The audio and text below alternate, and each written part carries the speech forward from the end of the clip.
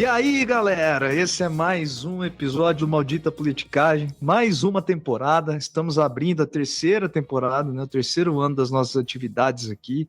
Hoje falaremos sobre o salário mínimo. Uma boa notícia para o trabalhador brasileiro foi o aumento do salário mínimo anunciado pelo governo no início desse ano. E para discutir esse tema delicado, histórico, né, complexo, estamos novamente reunidos aqui com aquele morador não, né? Aquela celebridade favorita de Querência do Norte. Tudo bem, Luiz? E aí, Ale, saudações a todos e todas. Mas, tô muito emocionado em voltar a gravar. Um mês e pouquinho já sem a gente produzir um episódio, né? Um período de férias. Aliás, você não falou o que é você, mas aquele que abre o programa é o Alessandro, né? E eu sou É que eu sou Luiz. japonês não se apresenta, Não se né? apresenta. Entendi. Tô brincando. Eu sou o Luiz, nós somos o Maldita Politicagem, entramos no ano 3 do nosso conteúdo de divulgação científica em Sociologia e Ciência Política. Queria dizer que nós estávamos, eu e o Bill, à espera do retorno do Alessandro, que teve férias fartas, e ele vai falar sobre isso mais adiante. E hoje nós vamos então falar da história, ampliar um pouco o olhar sobre isso que é o salário mínimo, não é isso, Alessandro? E já no clima de semanas pedagógicas, muitos dos nossos colegas professores já vão começar, vai ser aquele vocabulário magnífico de escuta ativa, né? O professor tem que ter escuta ativa para os alunos, tem que ter um propósito, tem que respeitar o ecossistema. Então vai ser aquele vocabulário de educação, as capacidades e habilidades, né? Então semana que vem muita gente já vai estar embebido no vocabulário educacional /coach. Então, tem uma galera que já está no batente faz tempo. Pois já, é o meu caso. Então, para acompanhá-los, vocês já terão um episódio do Maldita Politicagem, episódio número 1 desse ano de 2024, que na verdade é o episódio número 93. Ô Luiz, e tem uma campanha de compartilhamento aí? Ah, sim. A gente precisa contar com a interlocução com os nossos ouvintes, né? Aqueles que já nos conhecem, os que estão chegando. Vocês podem falar com a gente por meio do Maldita Politicagem no Instagram ou no Gmail, mpoliticagem@gmail, e também no Twitter, embora o Twitter esteja muito parado. Escrevam para a gente pelo Instagram, preferencialmente. Também tem algumas caixas de diálogo ali no próprio episódio no Spotify. E a gente tem uma campanha de financiamento coletivo que serve para a gente poder tocar o projeto, arcar com as suas despesas. E então você pode nos ajudar no apoia.se/malditapoliticagem, fazendo uma doação de 5, 10, 15 reais, conforme as possibilidades de cada um. E agradecer muito quem já nos ajuda, quem manteve o apoio nesse período de férias. Então seria isso de saída. Esse projeto nosso independente, né? Eu, o Luiz e um terceiro integrante, a gente criou, né, esse projeto e não estaria de pé se não fosse pela ajuda de vocês, né? Luiz, nós temos esse anúncio, né, que foi feito pelo governo federal no dia 1º de janeiro, já do aumento do salário mínimo. Mas eu vi no nosso roteiro ali que você estava resgatando uma imagem inicial, um personagem, aliás, né, que pode nos servir de imagem inicial. Fala aí pra gente. É o professor Raimundo, da escolinha do professor Raimundo. Puta, coisa de velho do cão isso, hein? Era muito bom. Aquele programa de humor que foi refeito recentemente, teve uma nova versão nos últimos anos, mas também já acabou.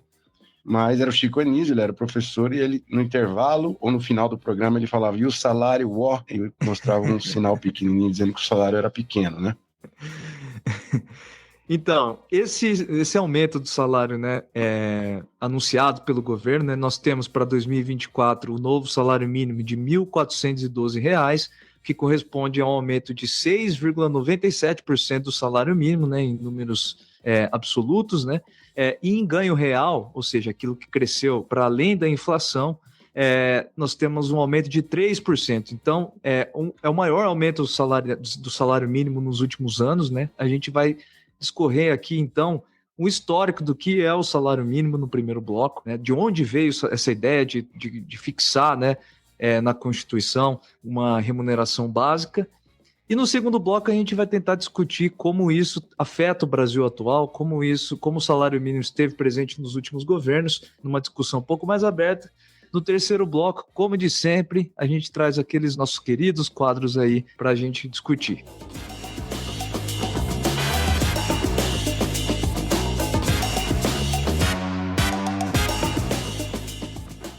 Então vamos ao trabalho, Alessandro. Em primeiro lugar, uma definiçãozinha básica, que salário mínimo é o valor, a remuneração mais baixa que os empregadores podem legalmente, portanto definido por uma lei nacional, legalmente pagar aos empregados, né? E é o preço mínimo abaixo do qual os empregados não podem vender o seu trabalho. Isso tem uma história gigantesca no mundo, no Brasil também. Mas vamos começar do começo, como diz um professor de lógica, né? Onde que começou isso na história, Alessandro? Ô, Luiz, então, né? Como é comum na história, eu duvido um pouco que isso seja um começo, né? Mas quem conta a história normalmente são os ingleses dessa coisa, né? Diz a história que o primeiro salário mínimo surgiu na Inglaterra. Mas vamos lá. Você sabia que primeiro surgiu o salário máximo? Não, fiquei sabendo depois que eu vi no roteiro. Primeiro veio o salário máximo, né? Por que veio o salário máximo? E isso está relacionado com o surgimento do salário mínimo. Vamos lá. Lá no século XIV, 1300 e bolinha, a peste negra atingiu a Inglaterra e matou 40% dos trabalhadores, né? Cerca de 40% dos trabalhadores. Como mais de um terço dos trabalhadores da Inglaterra, trabalhadores rurais naquele período, tinham morrido, foram vítimas da peste negra, né? Os senhores de terra tiveram que começar a disputar esses trabalhadores que permaneceram vivos, né? Os sobreviventes dessa peste. Isso fez com que o salário fosse cada vez aumentando, né? Porque o poder de barganha dos trabalhadores ali ficou muito alto, ficou muito grande. Então, nesse contexto, por exemplo, para ilustrar um pouco, o John Gower, um poeta aristocrata, abre aspas, comentou o seguinte: eles são lentos, são escassos e são gananciosos. Pelo Eles, pouco que fazem, exigem um salário mais alto. Ele está falando dos trabalhadores, né? Sim. Então, a visão de um aristocrata britânico nesse período todo. Ou seja, os trabalhadores estavam fortes, estavam conseguindo impor a necessidade de aumentar o salário sobre os senhores de terra. E nesse contexto, o rei Eduardo III, criou, né, a Portaria dos Trabalhadores, né, Ordinance of Labourers, em 1349. Esse é visto como o primeiro conjunto de leis trabalhistas no Reino Unido. As cláusulas são as seguintes: todos com menos de 60 anos devem trabalhar, os empregadores não devem contratar trabalhadores excedentes, ou seja, além do necessário, os empregadores não podem pagar e os trabalhadores não podem receber salários superiores aos níveis anteriores à peste. Os alimentos devem ter preços razoáveis. E, por fim, mais interessante de todos, ninguém deveria dar qualquer coisa a mendigos saudáveis, sob a cor da piedade ou da esmola. Então, foi uma portaria que serviu ali para tentar controlar um problema que estava crescente na Inglaterra, então a introdução do salário máximo, né? Essa lei, ela é uma lei trabalhista anti-trabalhador, no final, quase, né? Tipo, ela é para proteger os senhores de terra, na verdade, né? Proteger senhores de terra, só a coisa do alimento ali, né? A única cláusula assim. Que é uma coisa pro trabalhador, né? Mas por que isso tem a ver com o salário mínimo? É que, com o tempo, essa lei, o objetivo inicial dessa lei, ele não foi atingido, né? Porque, na verdade, a falta de trabalhador continuou existindo do mesmo jeito. Então, essa meta de salário máximo acabou se tornando sinônimo de salário digno na Inglaterra. Então, o parâmetro estabelecido para o trabalhador ganhar, né? Todo mundo ganhava mais ou menos essa espécie de salário máximo aí, né? Depois, com o tempo, essa meta definida passou a ser fixada através do preço dos alimentos, ou seja, o salário deveria estar ancorado ao preço dos alimentos, né? Depois, com o desenrolar da história. Então é essa a origem então do salário mínimo, que foi fixado em 1604 pelo rei Jaime I, só para os trabalhadores da indústria têxtil, né? Uma lei que foi remanescente ali dos efeitos dessa lei de 1349, né? Dessa portaria que eu mencionei para vocês. Só que, veja, 1604, aí a gente vai se perguntar, né? Os ingleses não tinham aquele monte de problema durante a Revolução Industrial, né? Com o trabalho infantil, gente que morria de fome, etc. Sim, porque quando o capitalismo se consolida, no século XIX, os ingleses aboliram essa lei, baseados nos pressupostos do laissez-faire, né? Da liberdade econômica. Então, com a visão de que era preciso manter a lucratividade das empresas, maximizar o lucro, eles destruíram essa primeira lei trabalhista. Então, no século XIX, nenhum país tinha o tal salário mínimo. Gostou, Luiz? Pois é um período de expansão radical da indústria e de oferta, né, excedente de mão de obra. É um período clássico aí da industrialização, as pessoas indo para as cidades. E aí a coisa não era pró-trabalhador, mas eles já estavam se mobilizando, né, ao longo do final do século XIX, e isso vai ter uma virada de chave a partir desse finalzinho. Como é que é?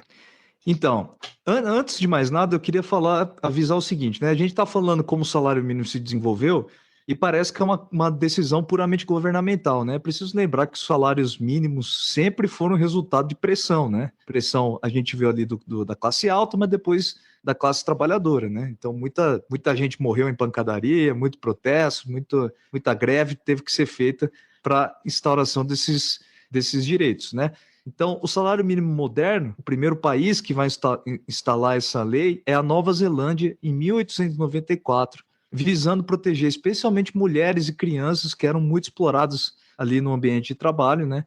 Que não recebiam como os homens, recebiam muito menos que os homens e recebiam uma quantidade que não era suficiente para manter uma boa qualidade de vida, né? Então, em 1894, a Nova Zelândia anuncia a criação de um salário mínimo nos modos modernos, né, dentro das leis, etc. Depois disso, no século XX, vários países europeus vão adotando isso, e só em 1938 o salário mínimo foi instituído através do Fair Labor Standards Act de 1938 nos Estados Unidos, né? No Brasil, 1940 é quando isso ocorre. O Brasil ele tem uma história interessante e bem conhecida de valorização do trabalhador nesse período do governo Vargas, até que em 1943 vem a consolidação das leis do trabalho que empacota muitos decretos do Vargas, decretos da década de 30, já do começo da década de 40, eles são formalizados nessa consolidação das leis do trabalho. Em 36 já tinha uma comissão que definia o valor do salário por região, mas de fato o salário mínimo brasileiro foi criado em 1940, né? E devia valer, a solução do Vargas era bem simples ali, era uma cesta básica e o salário mínimo deveria cobrir 10 cestas básicas naquele ano, em 1940.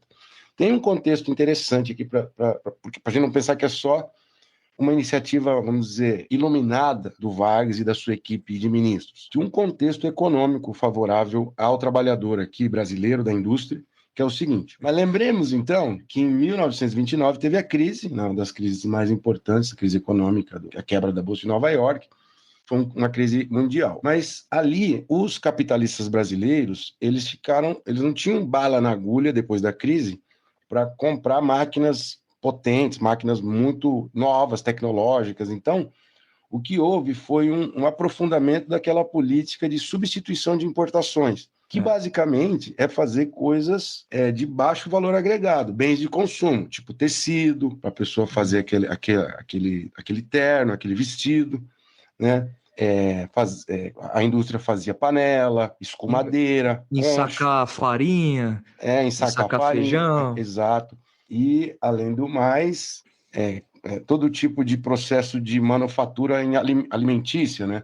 Então, o Brasil não fazia carro na década de 30. E esse processo se intensificou por conta da crise de 29. A partir do final dos anos 30 e começo dos 40, veio a Segunda Guerra Mundial. Então, a indústria do mundo estava com seus esforços cada vez mais focados na Segunda Guerra. Então, se o industrial brasileiro quisesse comprar uma máquina que processasse couro lá da Alemanha, a Alemanha não tinha para vender porque ela estava com a sua indústria voltada para o esforço de guerra. Então, foi um período de 15 anos, por assim dizer, 15 anos de foco no Brasil na política de substituição de importações. Então, a gente não fez uma indústria pesada, uma indústria de fazer siderurgia, enfim, isso vem depois. Então, são 15 anos de substituição de importações de uma indústria mais leve, mas depois esse processo continua até o Brasil conseguir ter indústria, né? Depois vai para uma substituição de importações mais pesada, né? Que vai continuar lá no final dos anos 50 até os anos 60, né? Mas o fato é o seguinte, quem analisa isso é o professor Gabriel Kohn. Ele diz que o período ali, essas indústrias que eram indústrias de pequeno e médio porte no Brasil, elas foram expandindo a produtividade sem aumentar o número de trabalhadores. Então, as fábricas trabalhavam no limite da sua capacidade produtiva, sem contratar mais trabalhadores. E o Renato, professor nosso, Pericinoto, que tem aquele livro sobre industrialização do Brasil e da Argentina, mostra que nessa época, década de 30, a imensa maioria das indústrias brasileiras eram de pequeno porte, com até 20 trabalhadores.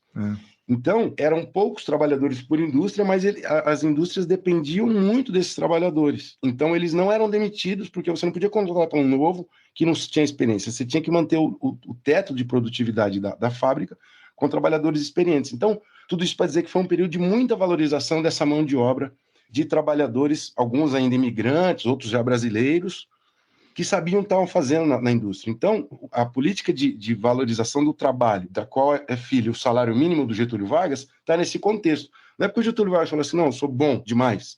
Era porque havia um ambiente favorável para valorizar esse trabalhador que não podia ser, você não podia perder esse indivíduo. Então, se faz o salário mínimo que deixa ele contente. Então, foi esse o contexto macroeconômico da economia internacional, no caso brasileiro.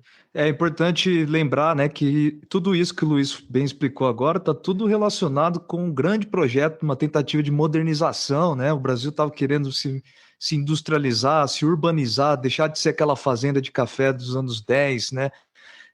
Dos anos de 1900, naquela visão bem positivista do Getúlio Vargas, o que vai render depois, né, no dia 1º de maio de 1943, aquilo que nós conhecemos como consolidação das leis trabalhistas, né, a CLT, que é um conjunto de leis trabalhistas, da qual o salário mínimo faz parte, né?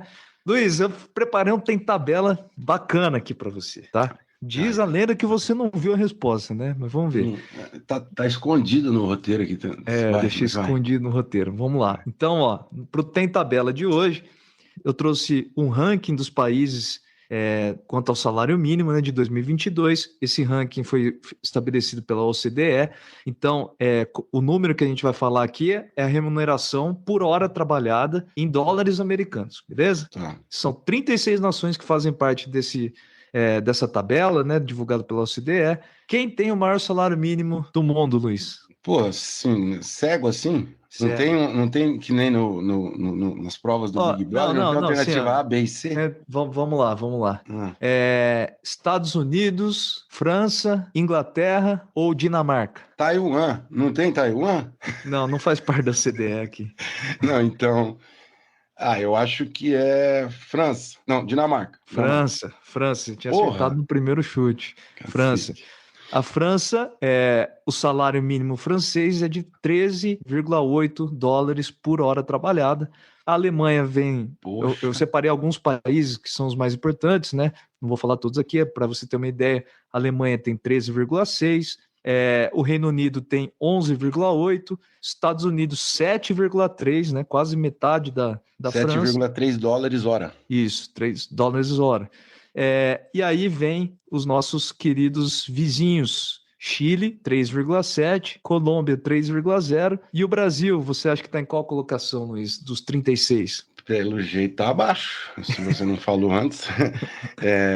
Tô curioso, quanto que ganha o brasileiro por hora em dólar? Chuta aí, faz um chute. 2,9, 3 é a Colômbia? 2,8, 2,9. O brasileiro recebe 2,4 dólares em 2022, né? Ocupando a 33ª posição das 36 nações com dados divulgados. Ou seja, meu Deus, tá feia a coisa. A gente acha que melhorou, né? A gente tem a sensação de que melhorou, não melhorou porcaria nenhuma. 2,4 é muito baixo, então só repetindo, né? França é 13,8 e para a gente é 2,4. Eu vi alguma coisa, só para complementar, que o salário mínimo seria mais ou menos 40, 42 reais por dia trabalhado no atual valor, reajustado pelo governo. Então, cada dia trabalhado, o indivíduo ganha 40 reais. Pô, 40 reais, o que você faz com 40 reais, né? Pois é.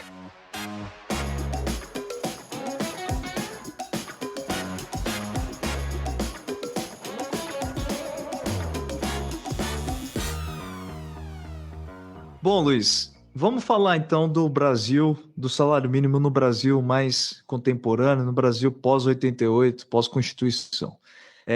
Tá lá na nossa Constituição de 88, então, que o salário mínimo nosso deve ser capaz de atender as necessidades do trabalhador, as necessidades vitais básicas e as de sua família, como moradia, alimentação, educação, saúde, lazer, vestuário, higiene, transporte e previdência social. Você acha que isso é realidade no Brasil atual? É óbvio que não tem a menor condição, não tem cabimento. Eu acho que a nossa Constituição não está sendo respeitada, né? Bom, mas vamos lá, a gente tem uma historinha do reajuste aqui que é importante, E aí nós vamos pegar carona com os economistas Valdemir Severino da Silva e Cristina Frois de Borja Reis. Um artigo numa revista da Unicamp, eles dizem que tem dois modelos de reajuste do salário mínimo no Brasil desde a Constituição de 88. Primeiro foi no governo Fernando Henrique, ali no período de estabilização econômica, Plano Real, que o valor era corrigido e fixado pelo governo federal com base na inflação do ano anterior. Então, a inflação X reajustava o salário mínimo conforme esse X. Isso, entretanto, na prática respeitava a critérios de conjuntura política, fiscal, portanto, quanto o país arrecadava, e inflacionária, né? Então, não era seguido ao fio do bigode, não era seguido ao pé da letra. Mas é importante dizer que esses dois economistas apontam que o fato de a economia brasileira parar de ter aquela inflação galopante da década de 80 valorizou o salário mínimo, porque se você não tem uma inflação que está desvalorizando, né, a comida aumenta todo mês absurdamente, o salário perde muito poder. Então, só o fato de estabilizar a economia já foi dando maior fôlego para o salário mínimo. Então, a década de 90 já é um período de início da retomada é duro, né? De retomada do poder de compra do salário mínimo, uma retomada modesta, importante em relação aos anos 80. Mas aí, a partir de 2000, na década de 2000, especificamente em 2006, é quando há uma mudança importante, ocasião em que o governo federal fez um acordo com as centrais sindicais de que, a partir de então, o salário mínimo... federal do Lula 1. O Lula 1 ia ser reajustado por mais um critério, além da inflação, o crescimento do PIB. Lembrando que era um período em que o PIB estava crescendo legal. Então, isso deu um salto de qualidade do salário mínimo. Então, é isso que fala que havia um aumento real, porque se o salário mínimo só acompanha o crescimento da inflação, você não tem um crescimento real, você só tem a reposição da perda do ano anterior. Quando você coloca o salário mínimo reajustado pela inflação mais o crescimento do PIB, você tem um crescimento real. Então, aqui é uma nova etapa, 2006, 2007, 2008, em que o salário mínimo começa a crescer de modo a ser superior à perda inflacionária, certo? E aí é o que a gente fala que é o aumento real do salário mínimo, essa frase que foi muito utilizada pelo governo, e ela, de fato, se comprova com os dados. Perfeito. Só para ilustrar isso que você está falando, Luiz, entre 1995 e 2004, o salário mínimo brasileiro teve um aumento real de 35%, e entre 2004 e 2014, de 68%, ou seja, o salário mínimo no Brasil cresceu muito desde 95 até 2014, né? Através de todos esses mecanismos, tanto nos anos FHC quanto nos anos de Lula e Dilma, né?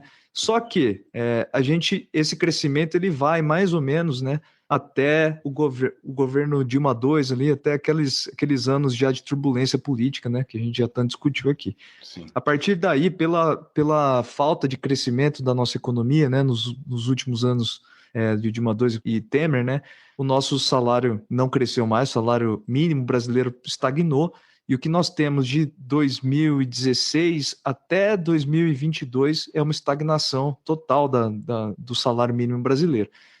Uma pergunta que é uma coisa que a gente estava discutindo aqui antes, né, que foi difícil para a gente entender, que eu acho que vale a pena, né, Luiz? Bom, você não quer falar, você é o autor da dúvida? Sim. A pergunta é quais governos que mais aumentaram o salário mínimo? O Alessandro tinha colocado uma análise dos governos recentes, mas eu achei no site do DIEESE, que é um instituto de estudos econômicos das centrais sindicais, a série histórica desde a criação do salário mínimo por mês. Então, Caraca, de 1940, isso é muito legal, hein? 1940 até 2023, mais de 70 anos por mês. Então, a variação mensal. Mas esse é o crescimento bruto, né? Não, esse aqui é o salário mínimo real, real, descontado a inflação. Seria como se a inflação fosse zero. Tá. Então, ele nasce com o valor de R$ 1.100 aproximadamente, uns quebrados, menos de R$ 1.100. Nos valores de hoje, né? De hoje, isso. Aí no governo Dutra, que assume em 1945, já começa uma desvalorização e chega num dos piores valores de toda essa história, 400 e uns quebrados ali em 1950. Aí volta o Vargas, que começa com uma nova política de revalorização do salário mínimo. O salário mínimo no Vargas, o governo Vargas, que assume em 51, já passa de R$ 1.000, um reajuste de 100%. E ele começa a crescer até chegar em 1961, portanto, no governo João Goulart, em R$ 1.900. 1.900 uns quebrados de reais. É o maior, né? É o maior da série histórica ever. Nunca teve um salário mínimo desse patamar. Só que esse período, dos anos 50 e 60, a inflação também era alta, não chegava a ser o valor que foi nos anos 80, mas ele oscila muito, o valor real sobe e desce, tem uma variação intensa, o governo tem que ficar repondo as perdas inflacionárias. E aí a história dos anos 70 em diante é praticamente de estabilidade até os anos 60, estabilidade, anos 70 é quando começa a cair, e é uma queda que vai jogar o salário para valores próximos a R$ 500 lá na década de 80. E aí o salário mínimo começa a se revalorizar nos anos 90, como nós dissemos, até chegar no valor atual, que é nos dias atuais, R$ 1.420. Então essa história é uma história que a gente sai de 1.000, vai para 400, vai para 1.900 e depois volta para 500 para chegar atualmente em R$ 1.420. Pô, que bacana esse dado. Eu não sabia que os salários eram tão bons assim nos anos do João Goulart, apesar dos problemas que você mencionou. E só para completar, se eu fosse chutar, né, olhando os dados, eu achava que o salário real, do salário mínimo real melhor que o Brasil teve foram nos anos de Lula.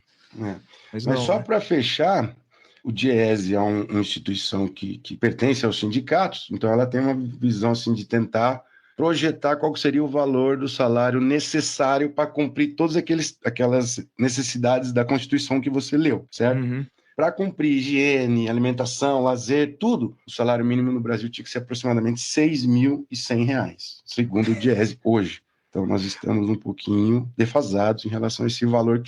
Esse é o indicador que chama salário mínimo necessário. Então, veja, o triste é que a criação do salário mínimo está em patamar muito parecido com o que nós temos hoje, né? R$ 1.100, R$ 1.200 ali, é muito parecido com o que nós temos aqui, droga, né? Não melhorou porcaria nenhuma. Enfim. Então, veja só, é preciso aqui ressaltar, né, que nós tivemos um crescimento pouco a pouco, né, dos anos 90 até 2016 ali. A partir de 2016 nós tivemos uma estagnação desse crescimento, porque o Brasil também parou de crescer e a gente adotou a medida, a partir de 2019 principalmente, né, a gente adotou a medida de que só iríamos aumentar o salário mínimo de acordo com a correção inflacionária, com o INPC, né? Só agora, com o retorno do Lula, né, que o salário mínimo voltou a crescer em termos reais. Nós tivemos um crescimento bem pequeno em 2022 e 2023, não, em 2023, desculpa, em 2024 agora, um aumento um pouquinho maior, como eu mencionei na abertura desse episódio. Bom, Luiz. E agora? Agora nós vamos para a briga? Quebra-pau? Vamos para a briga, pro quebra-pau. O que tem para hoje, meu querido? Bom, quebra-pau é o seguinte, existe uma grande discussão quanto ao salário mínimo, né? Só para ressaltar aqui para os ouvintes. Existem autores, principalmente relacionados à família do liberalismo, não todos eles, obviamente, mas que são contra a ideia do salário mínimo, porque, segundo eles, a manutenção de um salário mínimo pode inibir a criação de novos empregos, inibir investimentos, né? Atrapalha, na verdade, a liberdade econômica e isso acaba freando o crescimento das empresas, criação de novas empresas, etc. Né? Então, o salário mínimo, nesse sentido, nessa visão liberal, seria prejudicial para o trabalhador. Né?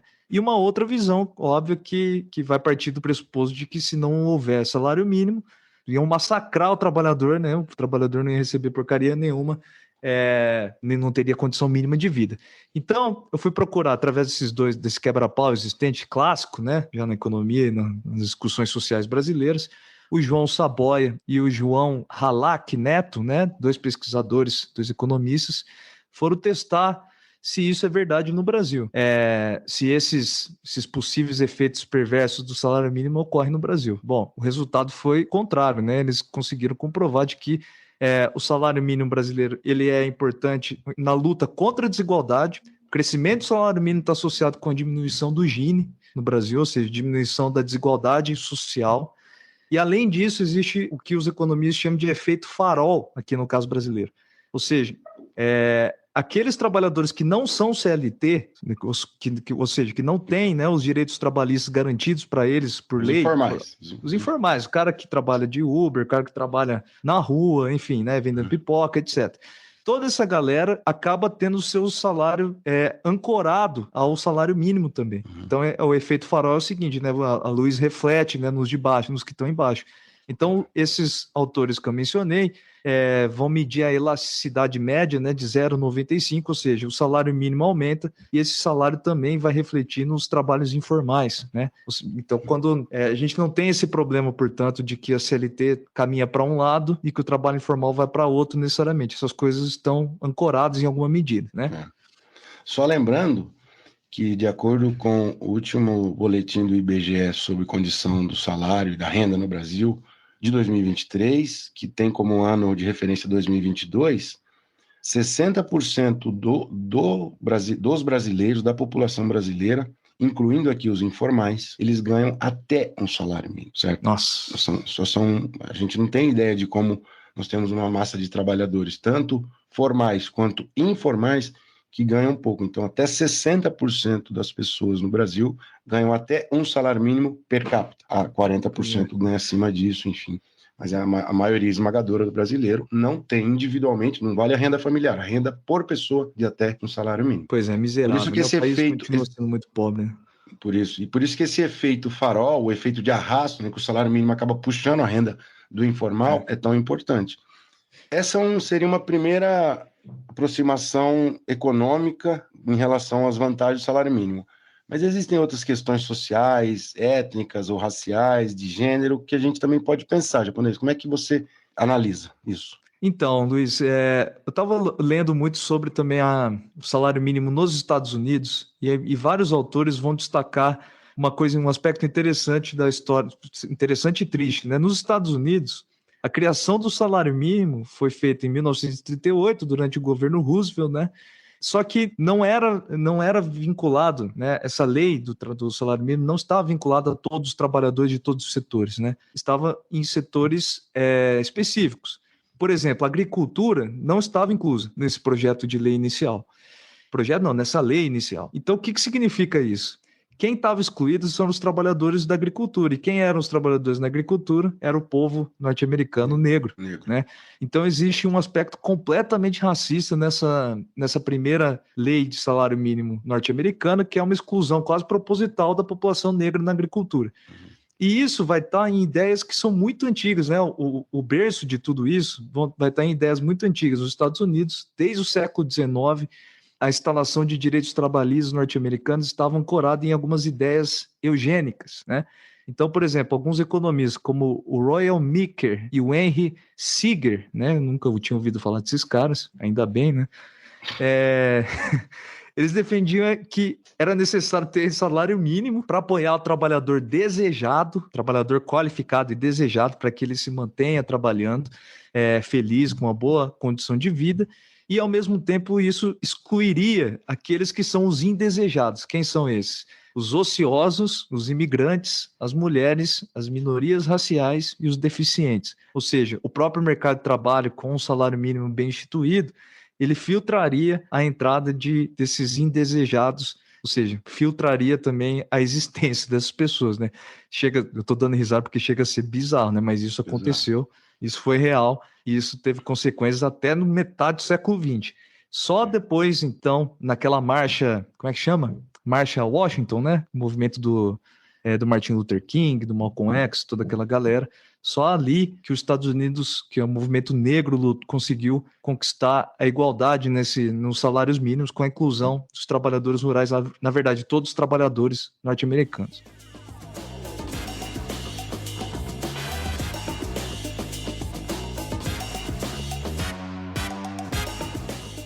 E aí, Alessandro, o que nós temos para o terceiro bloco, que é o bloco da irreverência, da brincadeirinha? Para aqueles que se mantiveram lá, né? Aqueles que ainda estão nos ouvindo, que estão nos ouvindo. Pois as pessoas que não largam no segundo episódio, no segundo bloco, né?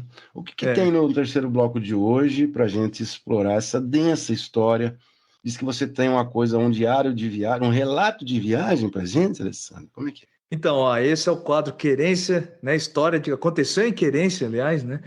Já que o Luiz, no começo de tudo isso, o Luiz sempre tem um exemplo que aconteceu em Querência do Norte, a cidade natal dele, né? Mas agora, dessa vez, não aconteceu em Querência, não, Luiz. Eu estava lá, né? Eu peguei o meu dinheiro sofrido, fui juntando ele e consegui fazer uma viagem que eu queria há muito tempo. Eu não sou que nem você que ganha 18 salários mínimos, né? Vai nessa. Então... eu tenho um salário menor. E aí eu tava num café na Inglaterra, um café bem simples assim, e eu olhei uma placa, tava conversando com a Juliana, né, sobre quanto que eles ganhavam, porque todo lugar lá na Inglaterra, talvez pelo resultado do Brexit, tá com placa de contrata-se, né, lugar assim, pub, café, etc, né. E aí tinha uma plaquinha escrita que estava contratando, o preço era 11 e pouco, 11,8, né, 12, não sei, 12 libras por hora trabalhada, né. E aí eu fiz a conta, pô, falei, né, até que é razoável, né, o salário. E fui pesquisar quais são as remunerações das outras profissões na Inglaterra. E uma das remunerações altas, né, é de uma profissão que também é alta no Brasil, que é de médico. Quantas vezes um médico brasileiro ganha em relação a um trabalhador de café aqui no Brasil? Sei lá, 20 vezes mais? Mas depende do Sim, mas do em nível. média a gente pode falar, sei lá, 20 vezes. Sabe quantas vezes é no Reino Unido, mais ou menos? Quantos? 6. 6 vezes mais. É muita coisa, mas não é, ao mesmo tempo não é tanta coisa, né? Ah, sim, comparando com o Brasil, pô. Então, enfim, isso me fez refletir quão desigual é o nosso país, né? A gente é muito ruim, né, nesses quesitos todos, salário mínimo, né? Foi uma reflexão, e a Inglaterra nem é um país que é uma grande maravilha no quesito igualdade, né? Nós vimos os dados lá, a França é muito melhor, os países nórdicos têm dados melhores, a Alemanha, mas no Reino Unido, eu pude constatar isso daí, de onde veio, inclusive, a ideia desse episódio de hoje, né? Bom, Luiz. Eu tenho uma coisinha para dizer.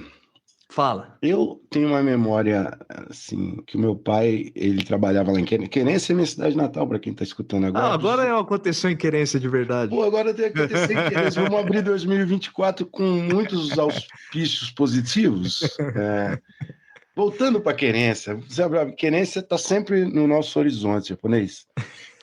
Meu pai trabalhava como contador lá e ele fazia contabilidade das firmas e das pessoas físicas. E aí teve uma lei lá em 2013 que regulamentava e obrigava as famílias que tinham trabalhadores domésticos a registrar, pagar direito e assim por diante. Veja, em 2013 isso virou lei no Brasil, né? E o meu pai começou a implementar essa lei nas famílias querencianas, as famílias de classe média, que lá todo mundo tem pegado, né? Tinha, né? Porque tem uma excedente de trabalhadores disponíveis. Então você pagava um salário mínimo, quando muita gente pagava menos. Quando meu pai começou a regularizar a papelada dessa classe média, teve enxurrada de gente no escritório reclamando que não queria registrar o trabalhador. E o meu pai falou que eles podiam tomar um baita de um processo trabalhista a partir da lei promulgada ali em 2013 pela Dilma, se não me engano, para dizer o seguinte: o direito ao salário mínimo, ele não é dado assim de saída só pela lei do salário mínimo. Você tem uma expansão dos direitos que depende de regulamentações complementares. E se a gente tem a ideia de que a massa de trabalhadores domésticos no Brasil chega aí, dependendo da época, a 10 milhões de pessoas, você tinha um gigante contingente de pessoas que trabalhavam diariamente em jornadas às vezes superiores a 8 horas, que não ganhavam o direito ao salário mínimo até ontem, né? Até 2013. Perfeito. Entendeu? Muito bom. Beleza. Luiz, eu vou colocar você na saia justa agora, hein? Quero que você responda como se estivesse lá, sendo entrevistado pelo Jô Soares naqueles programas de entrevista, né? Vou jogar uma fiada para você. O Jô Soares, ele... Não, vamos lá, deixa para lá. Não, é que tem uma coisa que eu realmente tenho dúvidas, né? Eu não sou muito adepto da teoria liberal, mas a teoria liberal tem suas contribuições para a economia, né? Não é gente... Enfim... Os intelectuais liberais têm muitas contribuições importantes, né? Mas... Inclusive, dá um parênteses, um dos primeiros a defender a necessidade de um salário mínimo foi o Adam Smith, o pai da economia liberal. Boa.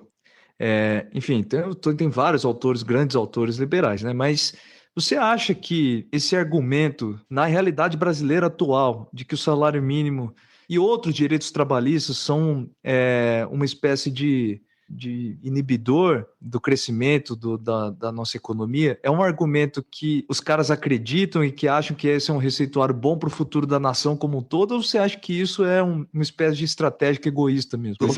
Se eles acreditam que o salário mínimo, se os economistas que são contra o salário mínimo defendem economistas, isso, empresários, etc. Certo, se eles defendem isso de coração porque acreditam que isso pode ser melhor um mundo sem salário mínimo, Isso. ou se eles são pilantras. Não, não falei com essas palavras, mas se eles são egoístas, se isso é uma maldição para o Brasil, né? Para a gente apresentar o nosso Não, quadro. eu acho que aqueles que colocam isso em textos e na boca, na imprensa, na televisão, eu acho que eles acreditam sinceramente que desregulamentar o salário mínimo pode gerar mais dinamismo no mercado de trabalho. Eu acho que eles acreditam nisso. É que nem acreditar, tem gente que acredita em Saci Pererê, mas acreditam sim. Eles não falam isso de estratégia para aumentar os seus ganhos, embora alguns possam pensar, mas eu acho que sim. Os economistas que defendem isso, eles são honestos. As pessoas acreditam que desregulamentar pode ser melhor para a economia das pessoas, para a economia nacional. Eu acho que em alguns casos pode até ser, né? Mas quando a gente fala de salário mínimo, é só a gente ver a história, né? Quando não tem salário mínimo, é uma desgraça total, né? Não só o salário mínimo, quando direitos trabalhistas não estão presentes.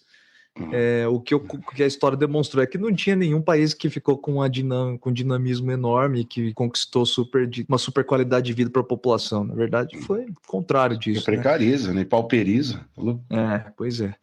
E aí, Bom, Alessandro? só ressaltando, né? Não são todos liberais que defendem isso, né? De novo, É né? verdade. São muitos liberais que sabem da importância dessas condições básicas, né?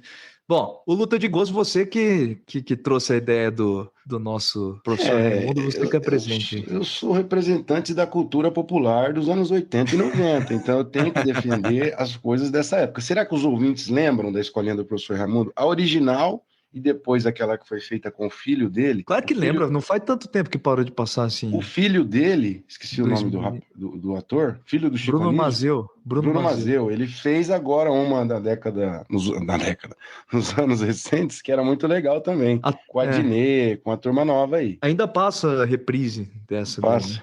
Daí, né? Então, na Globoplay tem também para quem gosta. Desculpa que eu de vez em quando assisto. Mas vamos lá, Luiz. Qual que é o seu personagem? A gente já falou da Praça é Nossa, né? Então eu acho justo aqui a gente falar da escolinha do professor Raimundo. Qual que é seu personagem favorito da escolinha? Eu gosto de quase todos, mas o melhor talvez seja o Armando Volta, que é irmão do Rolando Lero. Os dois embromadores da sala de aula ali. Tem o Rolando Lero, que botava aquele lenço e sabe o captei, né?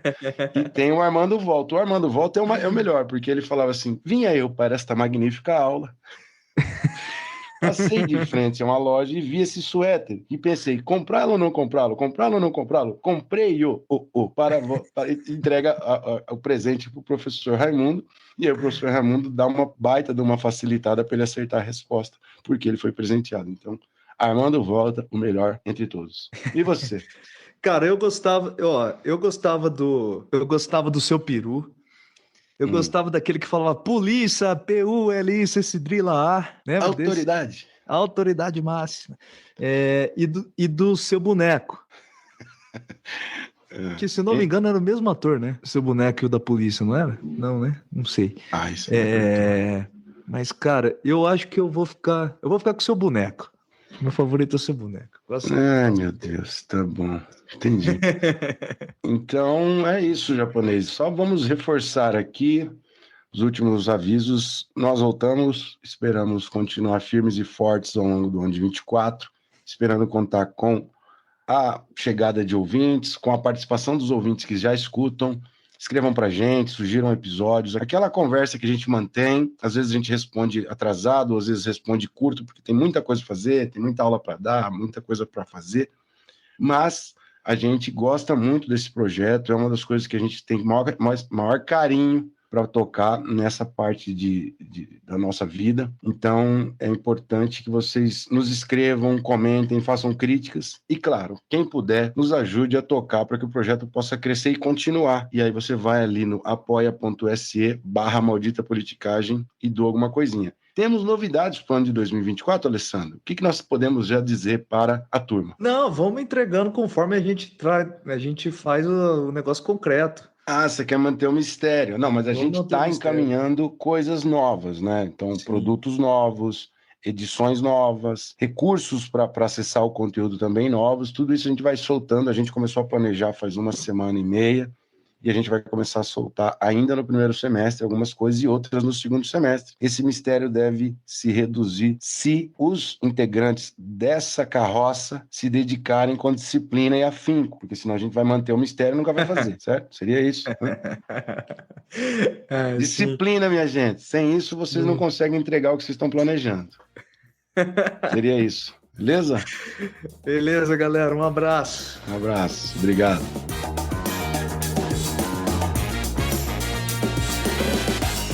O Maldita Politicagem tem roteiro e produção de Luiz Domingos Costa e Alessandro Tokumoto, edição de áudio de Matheus Bittencourt, finalização de áudio e identidade visual de Fábio Tokumoto.